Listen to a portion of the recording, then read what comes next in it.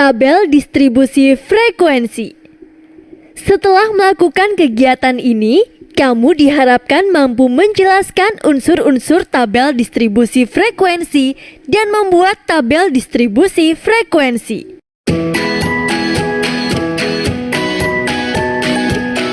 Unsur-unsur tabel distribusi frekuensi sebagai berikut. 1. Interval kelas, yaitu kelompok nilai data yang ditulis dalam bentuk interval. 2. Batas bawah kelas disimbolkan dengan BB, yaitu nilai data yang terletak di sebelah kiri untuk setiap interval kelas. 3. Batas atas kelas disimbolkan dengan BA, yaitu nilai yang terletak di sebelah kanan untuk setiap interval kelas. 4. Tepi bawah kelas disimbolkan dengan TB, yaitu batas bawah kelas dikurangi ketelitian data. 5. Jika data berupa bilangan bulat, ketelitian data adalah 0,5. Jika data berupa bilangan 1 desimal, ketelitian data adalah 0,05 dan seterusnya. Tepi atas kelas disimbolkan dengan TA, yaitu batas atas kelas ditambah ketelitian data. 6. Titik tengah kelas disimbolkan dengan XI. XI sama dengan setengah kali jumlah batas atas dan batas bawah, atau XI sama dengan setengah kali jumlah tepi atas dan tepi bawah. 7. Banyak kelas disimbolkan dengan K. K sama dengan 1 ditambah 3,3 kali log N. Dengan N adalah banyak data. K adalah bilangan bulat. Pembulatan nilai K sesuai aturan pembulatan. Panjang kelas disimbolkan dengan P, dapat dihitung menggunakan rumus berikut.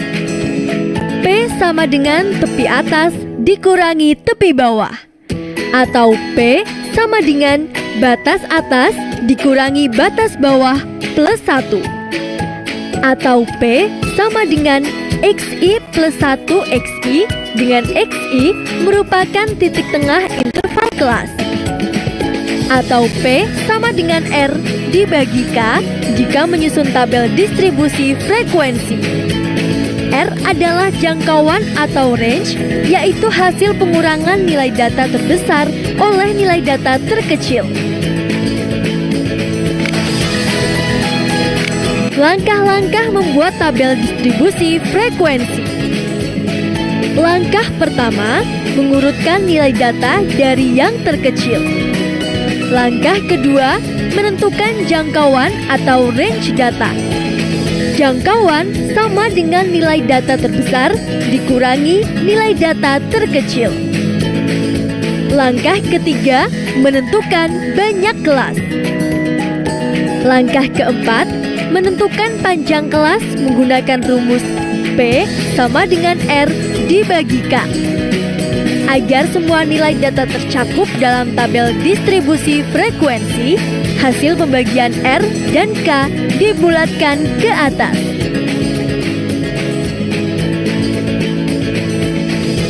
Langkah kelima, menentukan interval kelas.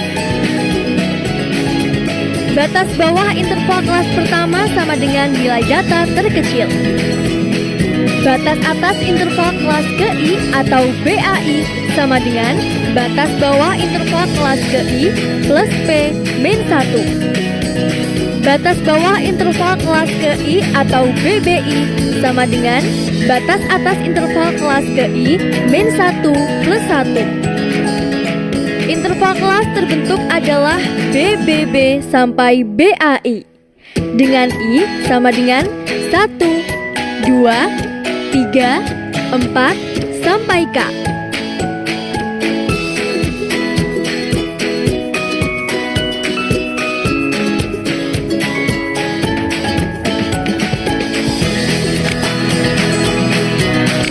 Sajian data berikut menjadi tabel distribusi frekuensi. Langkah-langkah membuat tabel sebagai berikut. Langkah pertama, mengurutkan nilai data dari yang terkecil, lalu menentukan jangkauan data. data setelah diurutkan sebagai berikut.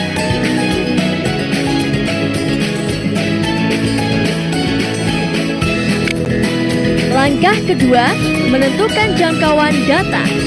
Banyak data adalah N sama dengan 40. Nilai data terkecil dikali min sama dengan 18. Nilai data terbesar dikali max sama dengan 47. Jangkauan data R sama dengan X max dikurangi X min sama dengan 47 dikurangi 18 sama dengan 29.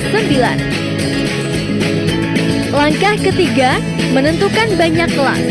Banyak kelas K sama dengan 1 plus 3,3 kali log N sama dengan 1 plus 3,3 kali log 40 sama dengan 1 plus 3,3 kali 1,6 sama dengan 1 plus 5,28 sama dengan 6,28 dibulatkan menjadi 6. Diperoleh banyak kelas 6. Langkah keempat, menentukan panjang kelas. Panjang kelas P sama dengan R dibagi K sama dengan 29 dibagi 6 sama dengan 4,83 dibulatkan menjadi 5. Diperoleh panjang kelas 5. Langkah kelima, menentukan interval kelas. Cara menentukan interval setiap kelas disajikan dalam tabel berikut. Langkah keenam, menentukan frekuensi setiap interval kelas menggunakan bantuan turus. Cara menentukan frekuensi setiap interval kelas sebagai berikut. Dengan menghilangkan kolom turus, diperoleh tabel distribusi frekuensi berikut.